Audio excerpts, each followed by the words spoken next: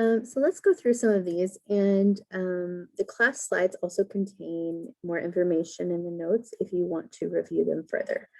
So personal bias reduction strategies, number one includes awareness. You can't tackle an issue if you don't know how big the issue is or if it's even an issue, right? So this is the implicit association test. I want to forewarn you that yes, this is the assignment. I want you to be able to consolidate what you've learned in this module with the implicit association test when you answer the questions related to the assignment. But just understand that, it's could be triggering because, we don't want to be racist or whatever, but remember that this is unconscious, below the level of consciousness. Automatic associations that were created a long time ago have nothing to do with your explicit beliefs or how good of a person you are. Stereotype replacement. So this is actually like identifying those stereotypes and then replacing them, right? And so then you're kind of engaging in fear extinction, or like desensitization, I guess. And you are replacing them with something else and making other schemas and connections in your brain. Counter stereotypic imaging is something that, is definitely relevant both to ourselves, but then also, to the media and how we portray people. Perspective taking and individuating is basically humanizing people. And then increasing exposures and opportunities for positive interactions. The two strategies that do not work, and if you include these strategies in your answers to your homework assignment, I'm going to understand and I'm going to realize and be able to recognize that you did not review this video or this module section, but two strategies that don't work are stereotype suppression and too strong a belief in one's personal objectivity. So if you, say that that's how you're going to decrease implicit bias, I know for a fact you don't understand the concept because those actually increase your implicit bias. So let's talk about individuating and some of the studies related to this. Now, you don't necessarily have to watch the rest of this video, but it's, cool experiments that actually teach us what we can actually do about this. So, so in this study, people were given one of those moral ethical dilemmas, right? You can save this amount of people, but you have to sacrifice this one person. Usually in those dilemmas, people sacrifice the person because they take this utilitarian stance. And, that's very relevant now, right? People are sacrificial and their lives are worth a little bit less. It's easy to say that for some people. Now, the same people who were, willing to sacrifice them, if instead researchers first very much humanized the person, like individuate, like they got to know them, they were primed with a lot of like information and like created as human, then humans were actually more uncomfortable making this decision and actually chose less utilitarian, like they were less likely to sacrifice that one for the rest. And so this is also a strategy that's used in reverse, right? Like people,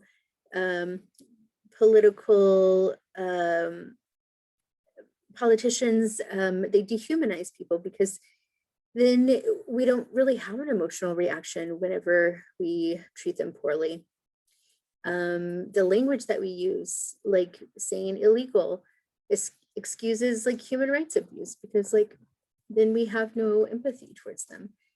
But we can, knowing these strategies can help us, one, recognize and resist when other people are trying to dehumanize, but also counteract some of that with like humanization and really try to promote change and action. Counter stereotypic imaging. So this is my daughter, Eleanor. Okay, this is not, and her clothing is not the counter stereotypic imaging that I'm talking about. So we got some new toys and this was not staged. This is how she like was playing with him. And, I thought that was really sweet, right? Like, and her and her brother walked grandma up the fire, ladder to save the person in her walker. And that's kind of beautiful that, it counters some of the stereotypes about disabilities, about elderly, about women, all in one. Intergroup trust building. So this was an interesting study. It's a little bit hard to explain, so it's in the notes if this doesn't make sense, but basically, you know how we group thems, but individuate us, right? So what happens when there's been some like mistrust because of something that's happened in the past between two groups? There was a research study that showed that if a person from the group that did the transgression actually showed remorse, and if the outgroup that was like transgressed, believed that they were like, really remorseful and wanted to make different decisions, that actually increased trust between the groups and increased more fair allocation of resources. And so there was like a computer simulated game where the groups had to decide how many tickets they would give to the other person or how much they would share. And it was a pretty interesting thing. So if you're interested in understanding how exactly they figured this out, you can read the notes. But even if it's not the person who, did the original sin or whatever, because that's what we're kind of hearing a lot now, right? Like, it wasn't my generation that had slaves. Well, because we group those groups together, like out groups or in groups or whatever, even just hearing someone who is associated with the same social group be remorseful and impacted by that actually rebuilds trust in relationships. So thoughts and prayers, this is something we hear a lot, right? Like, it's a thing. So what inspires thoughts and prayers, and what can we do about it, right? Because why are we willing to give money and change policy and motivate and like engage in collective action for some things, right? But not for other things. Even if the other things are really bad, we just kind of tweet a thoughts and prayers thing. Well, there's a couple of different ways that you can motivate action. And recognizing one way is through sympathy, right? So, we feel this sympathy or empathy because we identify with the people who are needing our help. And we see that especially in the United States when we will like donate so much money to like a small disaster, but some other disaster happens on the other side of the world, and like we thoughts and prayer it. So realizing that we're not always going to have that sympathetic pool, like not everyone is going to have that identification with thems, right? Because of so many things. And so we're not always going to be able to use that to motivate action. So we need a different framework. And so another way that people are motivated to act without having to identify with the group that needs help is through actually using like ethics and values and morals. And so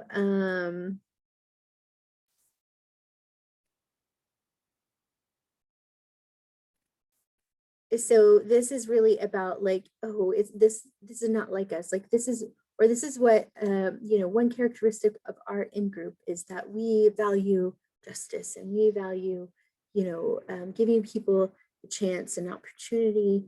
We value life, whatever kind of moral or ethical framework someone else is using, we can use that instead to trigger and motivate action. And then, of course, the increased positive intergroup interactions, but the effect of this is actually going to also depend on like the social hierarchy and where those groups stand. Now, let's talk about how to be a bigot and how to make things worse. Remember, stereotype suppression, too strong a belief in one's objectivity doesn't work.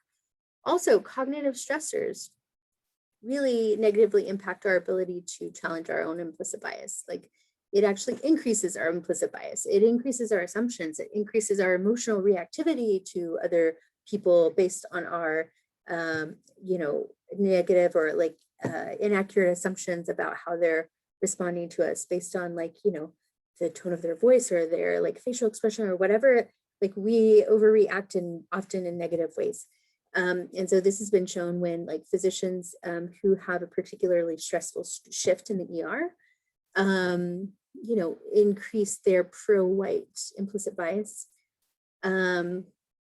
Now, how can we deal with this? One, we can take care of ourselves, right? So sometimes taking care of others means putting your oxygen mask on first too. Like you have to sleep and take care of yourself. Now that doesn't mean take care of yourself in terms of like hoard all the money and resources. It just means like check in with yourself. If you're like grumpy and stressed or whatever, you're going to treat other people like crap, especially if they're others, right? And then this also has implications on maybe like hiring more physicians or restructuring the hours in which we work, or creating an environment where we don't get so stressed out and treat patients horribly. Recognizing that scapegoating and displacement aggression work. They're very effective. And so, we always in times of stress want to blame someone or want to, on a like household level, like kicking the dog or whatever is a thing related to displacement aggression. So whenever people are in like domestic violence, like probation or whatever, one of the things that they have to do is keep a job, because we know that unemployment increases domestic violence, because like you have this displacement aggression. And as long as you can have that outlet for frustration, which is like harming and violence towards another person, it really, really helps our stress level. And so we have to be sure that this is not one of the things that we use, because of course it harms, it kills. And during pandemics, it's very stressful, it's very scary, and we always want to blame immigrants. We always want to blame them and scapegoat. And so really, we need to not do this. This makes it worse. Panic-induced bias. So this is very relevant to the pandemic. This is very relevant to our economic system, because if you set the stage for scarcity, if you convince someone that we're in a state of scarcity and we need to ration things, they are going to view outgroup members in a way that facilitates harmful behavior, like hoarding resources. And one of the cultural components of a white supremacy society, if you go back and review those cultural characteristics, is creating a sense of scarcity, right? But we do not have a sense of scarcity in the United States. We have an abundance of resources. And so how does behavior and how does perception change whenever you operate from that value? Because there's planning and then there's like creating chaos. And so, even at the very beginning of this pandemic, people were getting ready to ration resources and talking about rationing resources. And of course, we exacerbated racial inequities in this country because of that. Because when people are fearing that their survival depends, then they're going to only like worry about us's, right? Like that's like a biologically embedded thing. And they're going to excuse and rationalize, treating them harmfully. Here is one. It's not necessarily stereotype suppression, but it's kind of related. This is something real. I don't know how